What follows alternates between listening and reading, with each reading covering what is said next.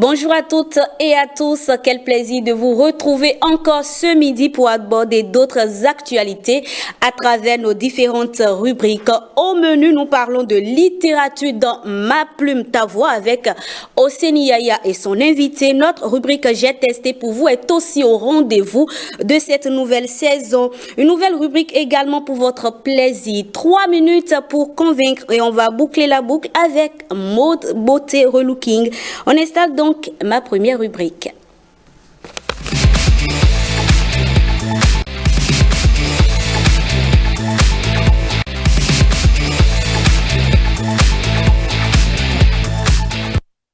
J'ai testé pour vous la toute première rubrique pour le compte de cette journée. Gloria Oni, bonjour.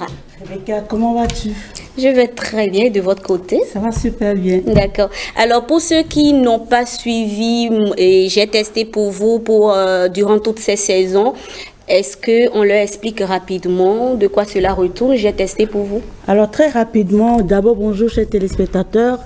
J'ai testé pour vous consiste à tester une activité ou un métier. C'est-à-dire que je peux choisir de tester, si je n'étais pas journaliste, je peux choisir de tester le métier du journalisme et présenter par exemple le journal, animer, faire tout ce qui a rapport avec le journalisme. Donc en quelque sorte, la rubrique est au cœur des activités des téléspectateurs, tout simplement. Et aujourd'hui, j'ai testé le métier de taxi moto Zemidjan.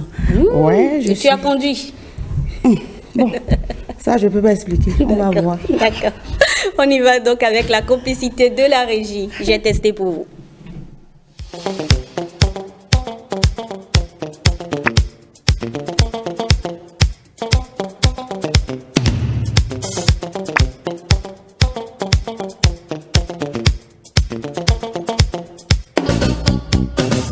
Selon une étude réalisée par la mairie de Cotonou, plus de 40% de la population de la ville ont pour moyen de déplacement le taxi-moto, communément appelé Zemidjan.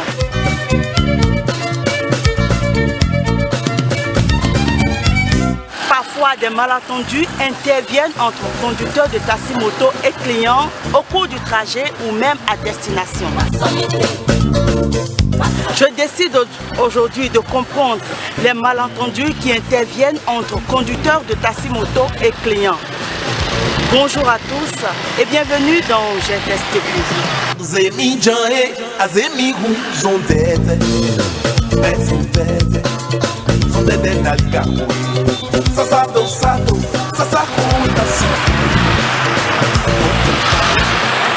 Bonjour Kakano. Comment vous allez? Très bien. D'accord.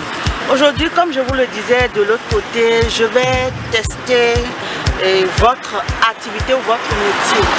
Je veux comprendre un peu vos difficultés. Je veux vivre en réalité votre quotidien avec vous. Quelles sont les difficultés que vous éprouvez au cours d'une journée, par exemple? Vraiment, les difficultés là, vraiment, c'est beaucoup. Et immense même. Et en résumé, c'est seul Dieu qui peut nous aider. En prenant la voie, tu n'as rien trouvé et avec le prix d'essence là maintenant tu vas dire le prix à le client ou à la cliente et va te dire que c'est 200 hein, 200 Gendo, c'est ça que je prends toujours, c'est ça. Et maintenant si tu ne veux pas, tu peux partir. Vraiment tout ça là, ça c'est choquant. Quand souvent toi tu laves ta moto, tu sors avec ça et tu vois ces gens d'eau. Ça salit les motos au point où on n'arrive pas à supporter quoi. Donc raison pour laquelle quand tu vois des eaux sales et autres trucs là, on fait descendre seulement les clients et eux-mêmes sont plus là. Je trouve que ça c'est un peu abusé. Vous êtes payé pour ne pas affronter les flaques d'eau, pour que vous m'ameniez devant mon portail pour que j'entre dans ma maison. Pourquoi je dois descendre? Bon, en fait là, mon collègue là, il avait déjà dit certaines choses et moi je voulais compléter certaines choses. D'accord. Parce qu'il a dit au début que c'est une affaire de compréhension. Et justement, c'est une affaire de compréhension. D'accord. Est-ce que vous êtes déjà arrivé de vivre ces genres de situations? Bien sûr. Avec le client, est-ce qu'il y a eu déjà des... Bien sûr. Racontez-nous. Et la dame là, je l'ai pris la dame là et on avait dit le prix. Et arrivé au l'endroit là, je lui ai dit, maman, excuse-moi beaucoup, bon, ce jour là, je ne maîtrise pas trop. Bon, et ce jour-là, je ne suis pas sûr qu'on peut se traverser. Vous ne maîtrisez pas la zone. Voilà. Et je lui ai dit ça, et non, il dit que non, il faut rentrer bien, mais en Aïe. Ah, j'ai dit, madame, ce n'est pas bien, mais en Aïe. Hein. En fait, moi, je ne refuse pas. Donc, et je me suis rentré. Bizarrement, il y a un trou que c'est vraiment impossible. Et voilà qu'elle s'habillait correctement. Et moi aussi, je me suis habillé correctement comme il faut. Maintenant, l'info cassée arrive maintenant. Je ne savais pas. C'est quoi l'info cassée? Je vais vous expliquer maintenant. Pas ma ignorance. Moi, je suis rentré et je suis tombé dans le trou. Et voilà que le guidon se fait soulever comme ça. Et elle aussi, elle est comme ça. Et nous tous, on allait faire goudou. Oh. Dans l'eau. Et voilà, je leur disais, dame, essayez de me comprendre aussi. Ce que je vous disais là, regardez, le jour là, je vous jure, devant Dieu, devant les hommes là, je me suis obligé de retourner à la maison pour me changer.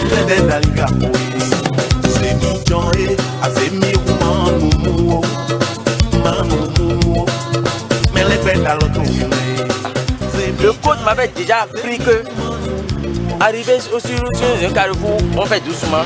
Arriver sur un feu, on s'arrête. Tant qu'il est rouge, on s'arrête. Tant qu'il est vert, on ira. Mais je ne peux pas prendre le client ou la cliente et elle va me dire que quelqu'un, je suis pressé. Moi, je ne comporte pas de cette manière. Vous ne vous comportez pas? Non, je vais te dire, madame, je vais essayer de payer ma vie. Parce que j'ai laissé les enfants à la maison. Pour quelqu'un de 5 minutes là qui va me causer des problèmes de longévité. Une journée, vous arrivez à épargner combien? À part les dépenses de la maison. Moi, j'arrive à épargner 1500 voire 2000. Par jour. Oui. Alors, nous allons démarrer la pratique. Je vais exercer ce métier de conducteur de Zemidjan aujourd'hui pour voir un peu ce que ça va donner. J'espère que je ne vais pas me retrouver par terre.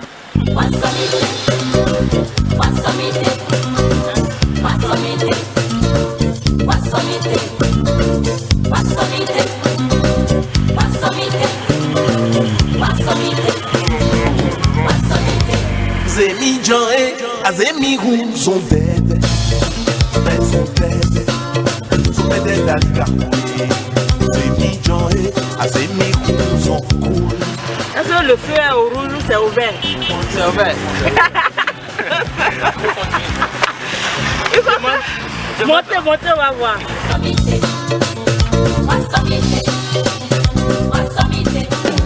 Zemidjan et Azemi sont dead. Sont dead à l'Igarkoué. Bon, nous sommes déjà à destination. Hein. Je l'ai remarqué, il a prévu. Sinon, on s'est entendu sur 200 francs CFA. Donc nous sommes déjà à destination. J'avoue que ce métier, c'est pas facile. Comme on le dit, il n'y a pas de saut métier. Il n'y a pas de métier sans difficulté. Il n'y a pas de métier sans peine. C'est pas facile. J'ai conduit le soleil, surtout le soleil. Je nous exhorte, nous qui prenons ce moyen de déplacement, de chercher à comprendre les conducteurs de taxi-moto aussi. Et eux-mêmes, ils vont nous comprendre. Comme ils viennent de le dire, c'est une affaire de compréhension. Il n'y a pas de saut métier. Moi, j'ai eu du plaisir à mettre ce joli maillot jaune et à exercer ce métier aujourd'hui. Merci à tous. C'était la rubrique que j'ai testée pour vous et ciao.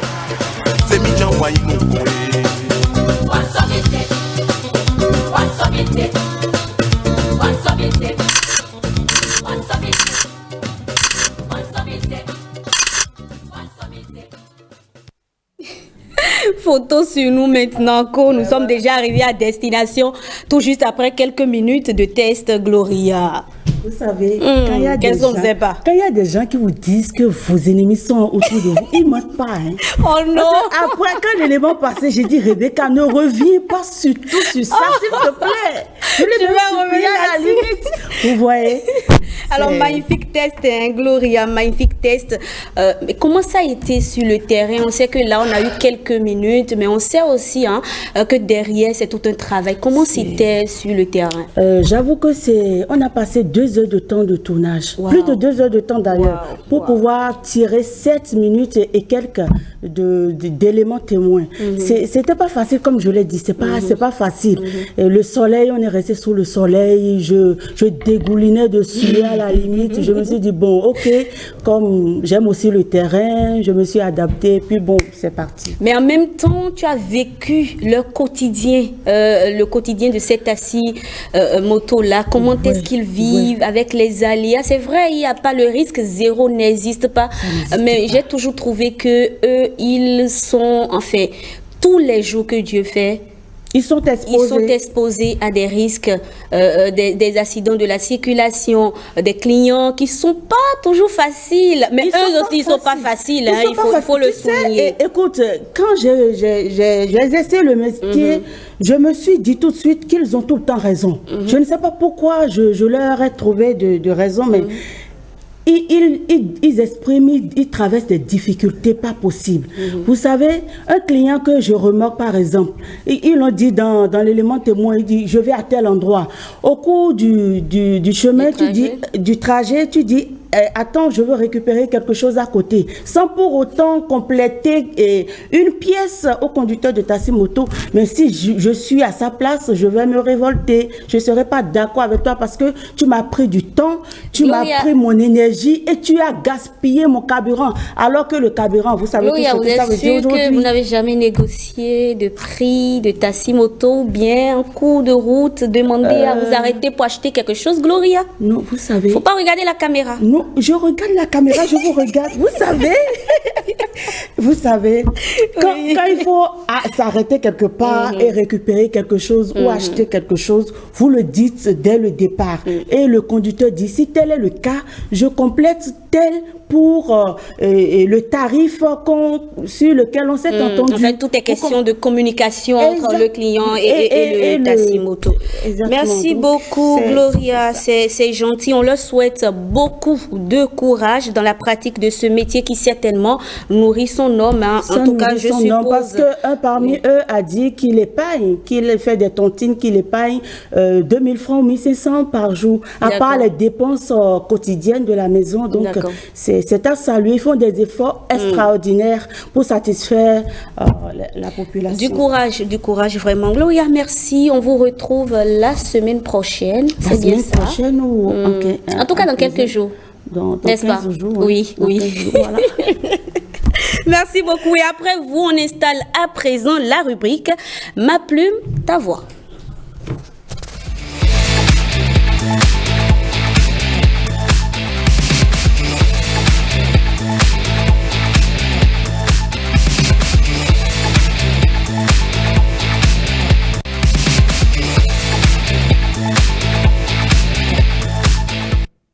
Ma plume, ta voix, c'est une rubrique essentiellement littéraire. Nous recevrons pour vous des auteurs, des écrivains avec qui nous allons partager et apprendre à travers différentes thématiques. Pour ce premier numéro, nous avons le plaisir de recevoir Simplice Dossou. Il se définit comme étant un républicain engagé. Il est titulaire de plusieurs masters en finance, comptabilité, audit, en leadership, en relations internationales. Et mon souffle, dans ces 2 ouvrages intitulés Les 5 âmes pour un Bénin développé et le placenta de mon pays, ce patriote y aborde plusieurs valeurs dont l'unité nationale qui fera d'ailleurs objet de nos échanges à ce rendez-vous de midi. Pour accompagner ces échanges, Hosseini Yaya, mon très cher ami. Bonjour. Bonjour Madame Rebecca. Comment vous allez? J'ai un bon pied, bon oeil, plein d'adieu. Ça se voit. Alors, vous nous conduisez? D'accord, aujourd'hui j'aurais voulu, là c'est vrai que l'émission c'est Ma plume ta voix, j'aurais voulu dire Ta plume ta voix, parce que c'est l'auteur même qui va nous prêter sa voix. D'accord. Il va lire un extrait de son ouvrage intitulé Le placenta de mon pays, et après cela nous allons débattre. Je vous remercie. On y va. Simplice, bonjour. Bonjour madame, toutes mes affections de ce matin. Oh, le plaisir partagé. Il a un beau sourire d'ailleurs. Le chapitre 1 intitulé Mon frère jumeau. D'accord. Apparu dans l'univers comme une luciole qui enflamme la sphère, La naissance du nouveau-né fait entendre le sempiternel vagissement pour annoncer son entrée dans la famille africaine où le soleil se couche. Drapé jusqu'aux épaules, l'enfant était enrôlé dans un tissu tricolore de menthe verdâtre, du jaune de l'œuf et rougeâtre à l'image du sang. L'espace abritant les travaux de la matrone édentée était équinoctial aux tropiques. Le nouveau prince héritait depuis sa naissance un territoire d'une superficie largement supérieure à 100 000 km². 8 jours après sa naissance, où toutes les oreilles s'empressaient d'entendre le nom du prince, le géniteur souffla au tympan du porte-parole le nom de l'heureux du jour. Quelques minutes après, la voix s'éleva pour proclamer le prince Moctier. Toutes les bouches les altèrent. Le prince désormais appelé Moctier croissait en sagesse et en parole. Il faisait la joie de la famille noire en ce temps. Les jours passaient et les années se succèdent où le prince Moctier, dans son élan humain, engendra 6 fils. Atli, Bouali, Mokou, Wepla, Zokoli et Atarunga. Depuis la naissance de l'aîné Atli jusqu'au Benjamin Atarunga, le roi sage Moctier n'a jamais connu une vie heureuse. Dans la souffrance perpétuelle, il se disait toujours « Mes descendants relèveront le défi ». Au milieu de la nuit, il ne trouva plus le sommeil. Son cœur sursauta sur l'éternel recommencement des peines quotidiennes. Qui nous sauvera? Comment relever ce défi? Comment rendre heureux mes descendants? Toutes ces interrogations lui revenaient à la tête chaque nuit. À quand la destination sur la terre promise? Assis dans son hamac, il vit défiler ses progénitures, sans sandales et sans manteau, qui fait découvrir leur clavicule surmontée d'un cou long.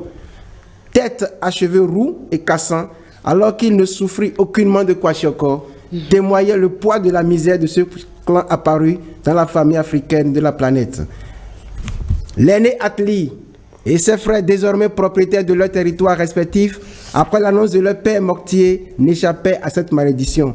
Chacun dans sa zone géographique rendit le degré élevé de la température misérable d'enfance.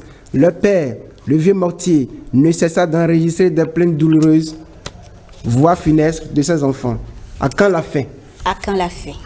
Au lendemain de leur départ, Atli et Mokou, les pieds fumés de poussière, courbaient leur visage contre le hamac du roi.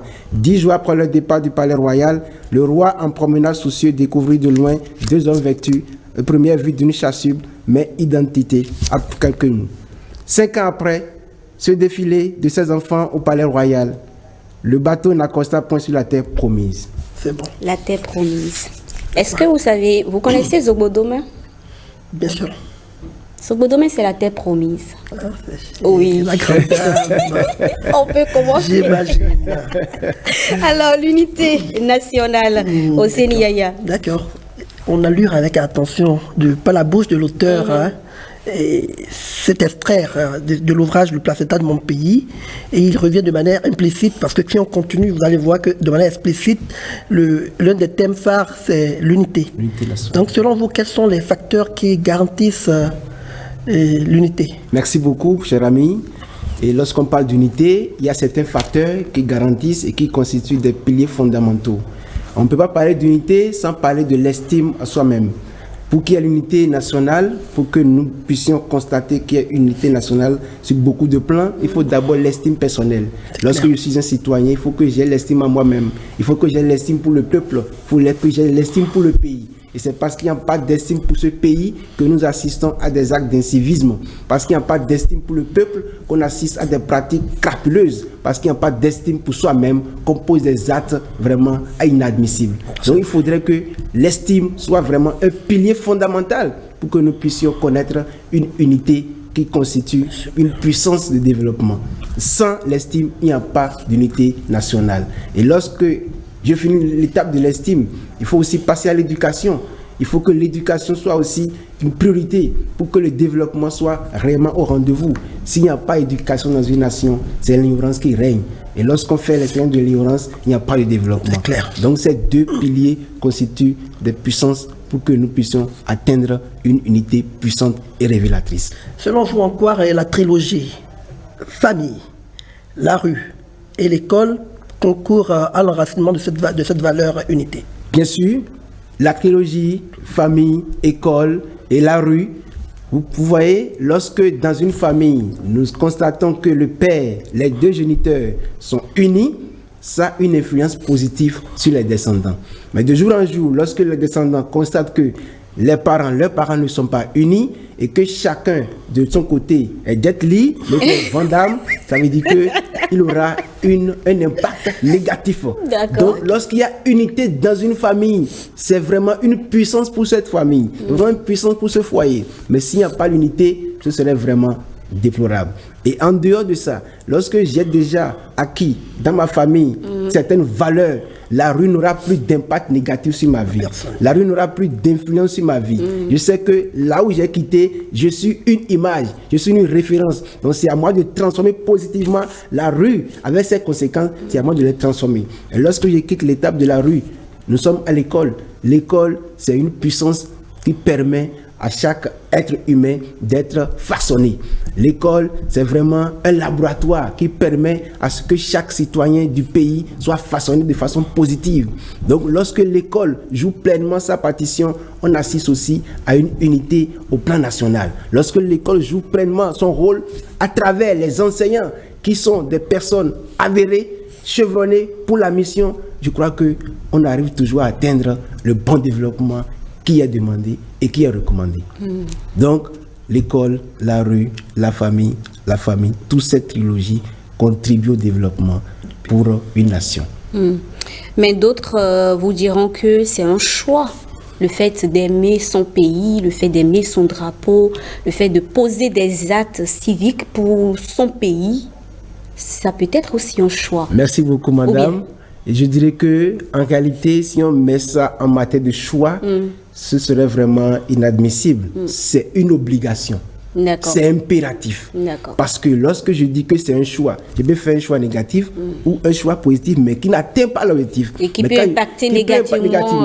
Mais lorsque je sais que c'est une obligation, que c'est impératif, je me consacre, je dois tout faire pour que réellement l'unité soit au rendez-vous.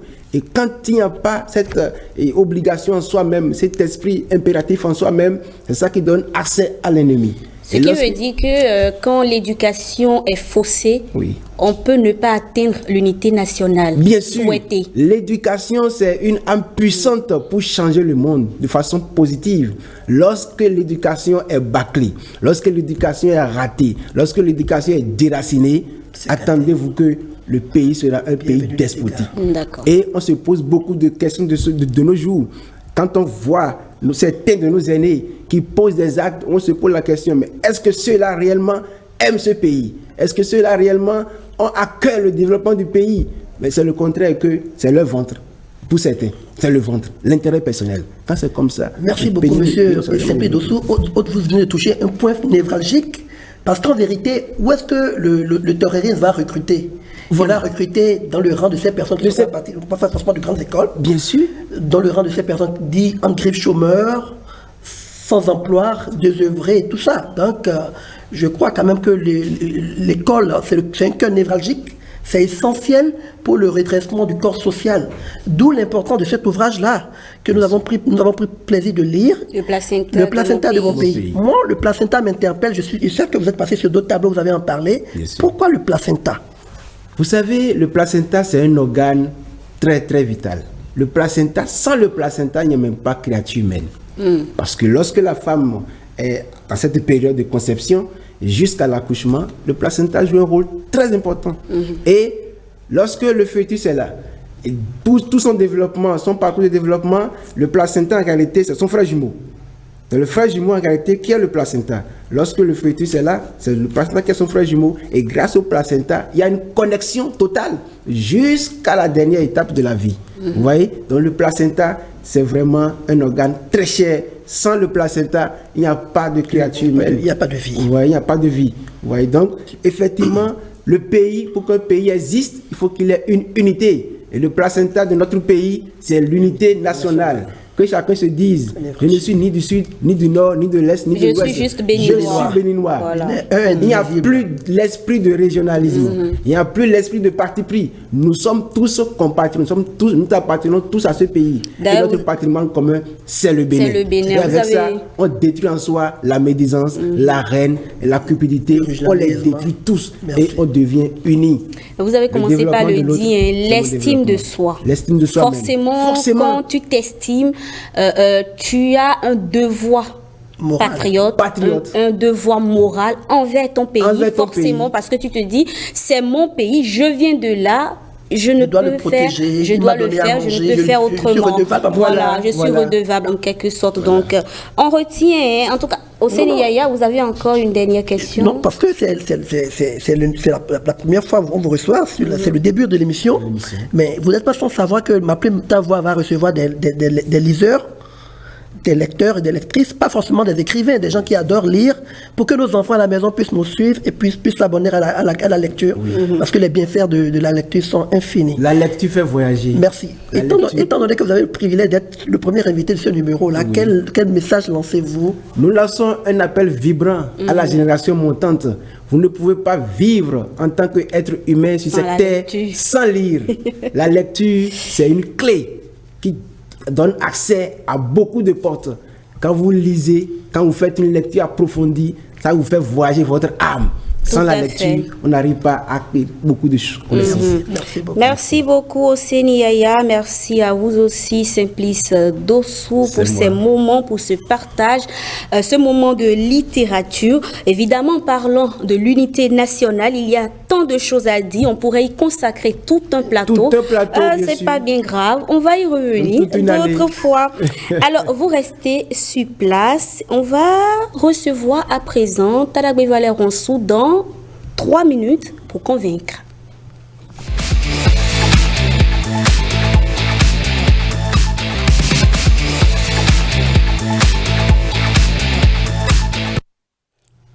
Taragbe Valère Ronsou, bonjour. Bonjour Rebecca, bonjour le plateau. Comment vous allez?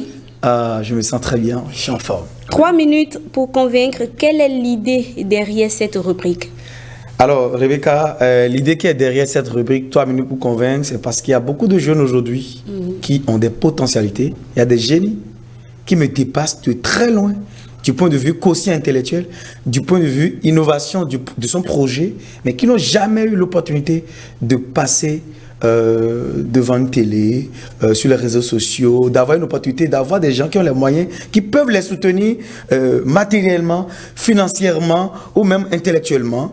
Et donc, j'ai réfléchi avec l'équipe, toute l'équipe ensemble, et on a vu que c'est bien quand même d'exposer à la lumière ces jeunes béninois qui sont à la maison, qui ont le master, qui ont le doctorat, qui ont la licence, qui ont tout, qui ont du talent, qui ont un don, mais qui n'ont jamais eu l'opportunité de les présenter aux yeux du monde. Et je crois qu'à travers cette rubrique, tous les téléspectateurs généreux qui veulent vraiment aider ces jeunes-là, ce n'est pas, on n'hésite pas à donner de l'argent à quelqu'un, mais quand même, c'est quelqu'un qui a du cœur, qui regarde un jeune à la télévision nationale, ou qui a été impacté par le projet, il peut se rapprocher de lui pour vraiment en savoir plus, pour qu'il puisse peut-être collaborer.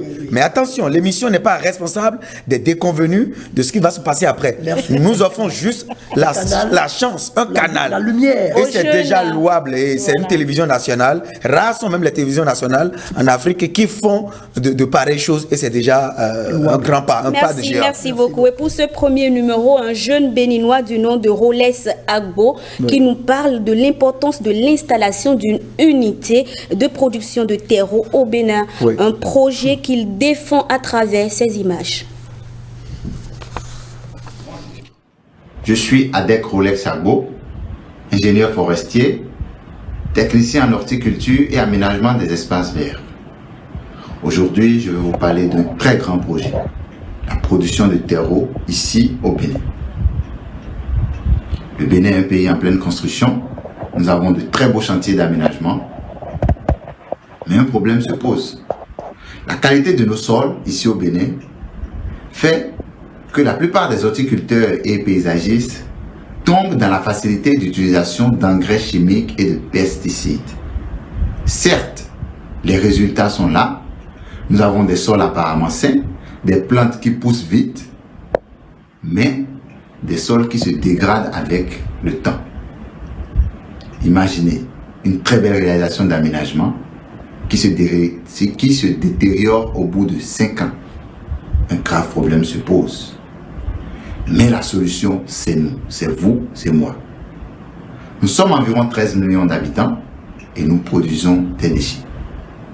La collecte, le tri et le traitement de ces déchets de ville et de ménage constituent une source de rentabilité énorme.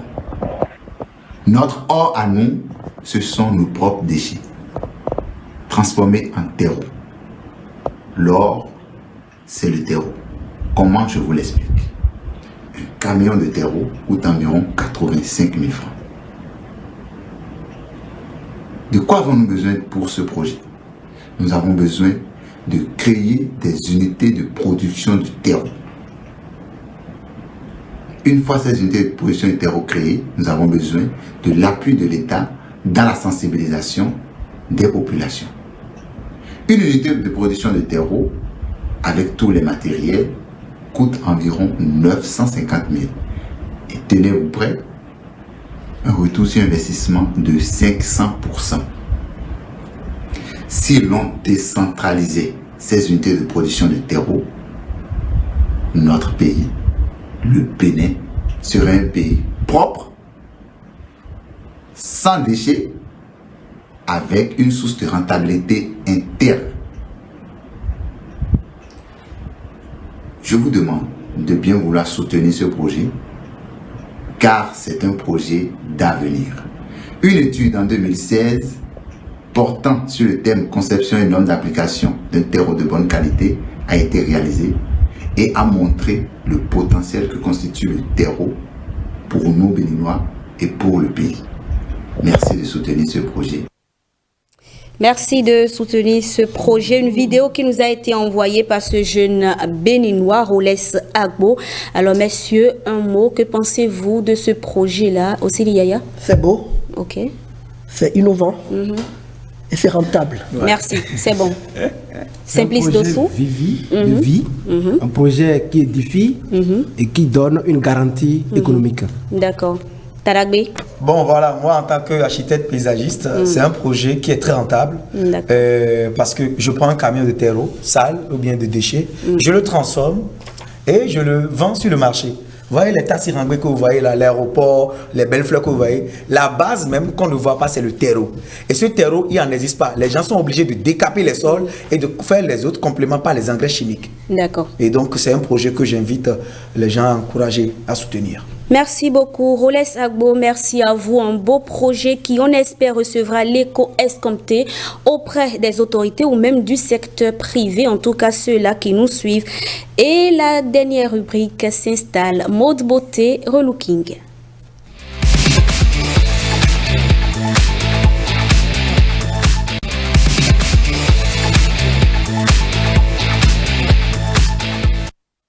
Regina Olaïde Djegoum, bonjour. Bonjour. Comment vous allez? Très bien. Plaisir de vous retrouver pour cette nouvelle saison. Alors aujourd'hui, on répond à cette question. Comment s'habiller quand on a du ventre? Oui, exactement. Les hommes qui sont sur ce plateau n'ont pas apparemment du ventre. Bon, on y va. Comment s'habiller? Oui, comment s'habiller lorsqu'on a du ventre?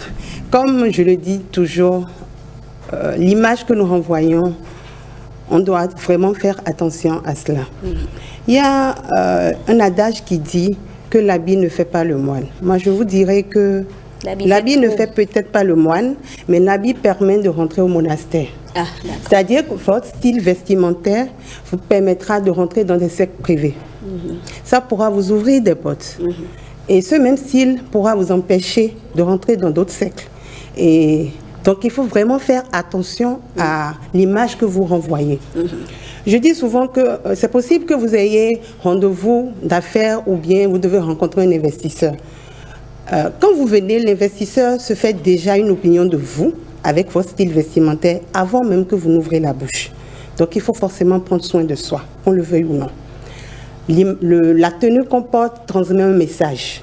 C'est pour cela qu'il faut qu'on fasse attention Donc on est là pour donner des conseils pour que lorsque vous avez un complexe, vous pouvez surpasser le complexe et vous habiller correctement. De toutes les manières, avoir du ventre, c'est un complexe général. Hein? Oui, si. Mais ça arrive après des accouchements pour les femmes, par exemple. Pour les hommes, c'est peut-être... La consommation de l'alcool. De l'alcool, bien sûr. C'est un ventre administratif. Hein. Il défend son cas. Il y a des ventes d'affaires. Régina, on y va avec les conseils. Donc, comment il faut faire pour que malgré le ventre, on puisse se présenter et avoir l'air correctement habillé. Voilà. On va commencer par les femmes et si le temps nous permet, on ira vers les hommes. Je propose qu'on parle uniquement des femmes aujourd'hui. Okay, on parlera des hommes. Pas venir chez nous. D'accord. Qu'est-ce qu'une femme qui a un ventre rebondi peut faire pour être à l'aise lorsqu'elle sort? Qu'est-ce qu'il faut qu'elle évite de porter et qu'est-ce qu'elle doit porter? Nous allons aller sur ce qu'on appelle cassure horizontale. Vous n'allez pas comprendre, donc je donne des exemples pour que vous compreniez. Cassure horizontale, c'est lorsque une femme s'habille et met une ceinture. Là, par exemple? Oui, là, par exemple. Là, ça vous va très bien, simplement parce que vous n'avez pas de ventre. Bon, merci de le notifier. Qu'est-ce qu'on s'en va? Une personne qui a du ventre, lorsqu'elle met une ceinture, c'est pas joli à voir. Voilà. Ah bon? Donc, il faut éviter de mettre la ceinture. Je ne dis pas que ça ne se fait pas, ça se fait, mais c'est pas beau à voir. D'accord. Et à part ça? Donc, à part ça, il faut aller sur des motifs horizontaux. Comme ce qu'elle a mis là, c'est dans l'horizon.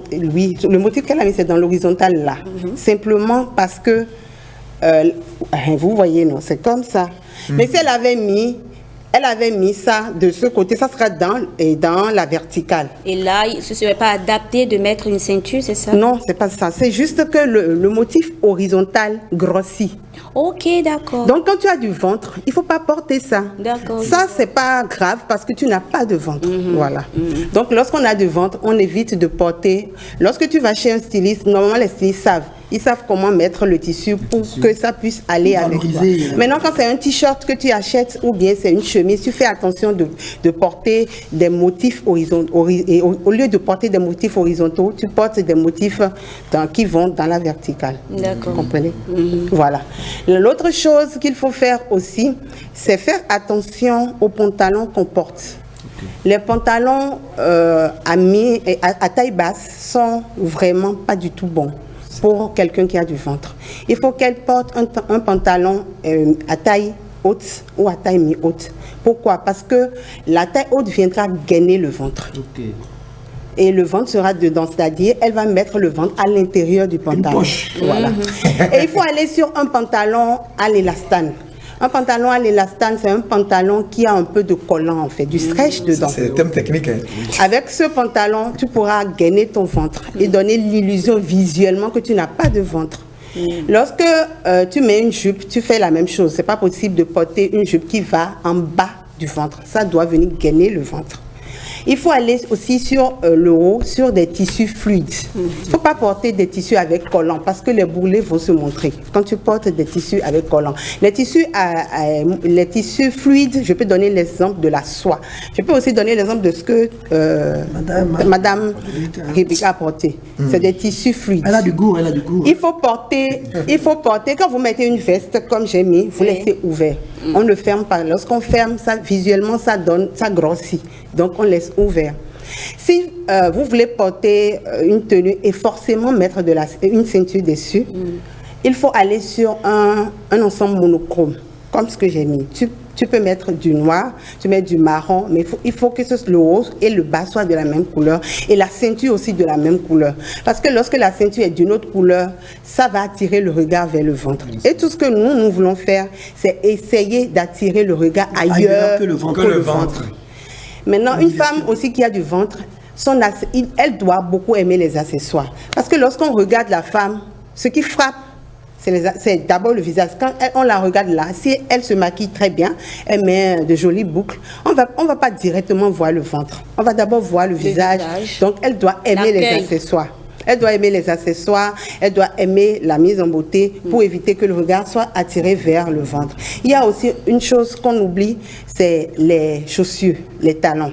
Souvent, les gens se disent que ça ne joue aucun rôle au niveau du ventre, mais ça joue un rôle. Lorsque tu mets des talons, ça galbe la silhouette. Ça donne un effet rallongeant au niveau de la silhouette. Ça change quelque chose.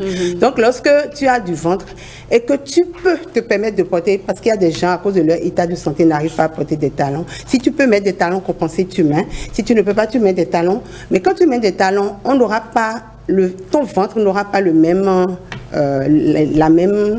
on n'aura pas la même apparence. On va passer sur des images et expliquer par rapport aux images. Oh, on n'a plus trop le temps. Vous avez combien d'images?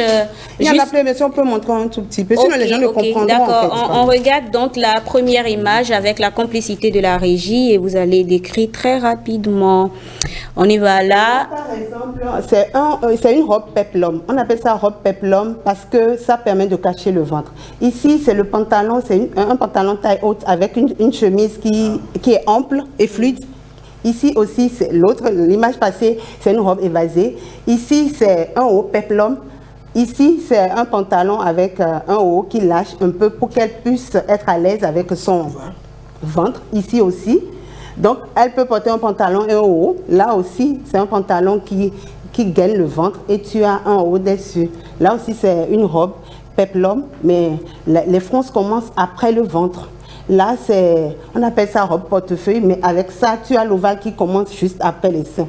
Ici, il y a un petit problème là. C'est que si tu as un gros ventre, un ventre rebondi, un très gros ventre, tu ne peux pas mettre. Mais quand c'est moyennement rebondi, tu peux mettre. Ici, par contre, il y a un jeu que tu peux mettre lorsque tu as du ventre et le styliste arrive à te faire des corsets. Tu mets, c'est comme des gaines que tu mets en mettant la robe.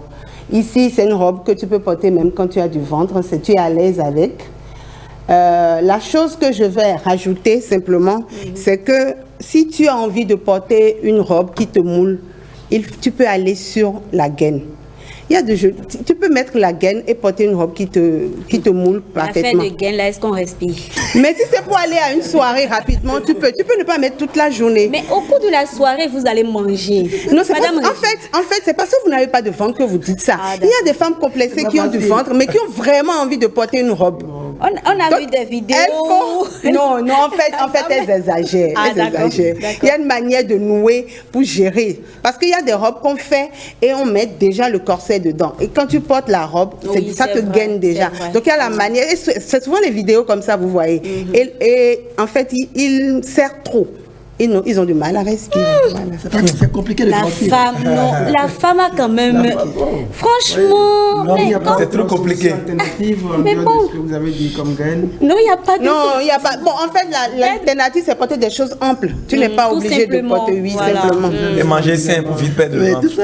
Oui, surtout ça, et faire du sport. Surtout ça. Parce que la plupart du temps, les femmes n'aiment pas entendre ça. Si on est femme mariée, il faut que le mari aussi joue un rôle primordial là. En faisant quoi? Vous le savez très bien. Non, dites-nous. Mais vous savez qu'aujourd'hui, moi j'ai remarqué qu'aujourd'hui dans les couples, les hommes ont encore plus de ventre que les femmes. Non, bien sûr, dans des couples, vous ne voyez pas, dans des couples, les hommes, ils voient, il faut semblant. On a rien vu. Non, bien sûr. Non, mais quel rôle, très rapidement, quel rôle? Le massage du ventre.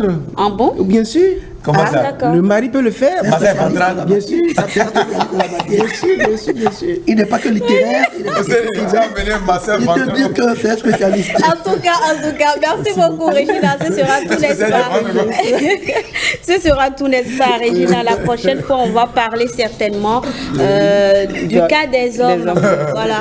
Et j'espère qu'ils seront encore sur le plateau le jour-là. Et on va faire la pratique avec eux. Alors, Regina, on a idée. Avec vous, on venait tout juste de parler de comment s'habiller quand on a du ventre. Merci, chers amis. C'est déjà la fin. C'est déjà la fin, malheureusement. Bonne saison à tous et à toutes. Merci à vous. Elle brille de mille un feu. Ok, à la fin, vous allez... Merci aussi à vous, chers téléspectateurs, pour votre fidélité à cette émission, votre émission, le rendez-vous de midi. Prochain rendez-vous demain à 12h. Retrouvez Yasmine Damanta. Et oui, cela fait partie de nos innovations pour le compte de cette nouvelle saison. Bye bye, à bientôt. Bye bye.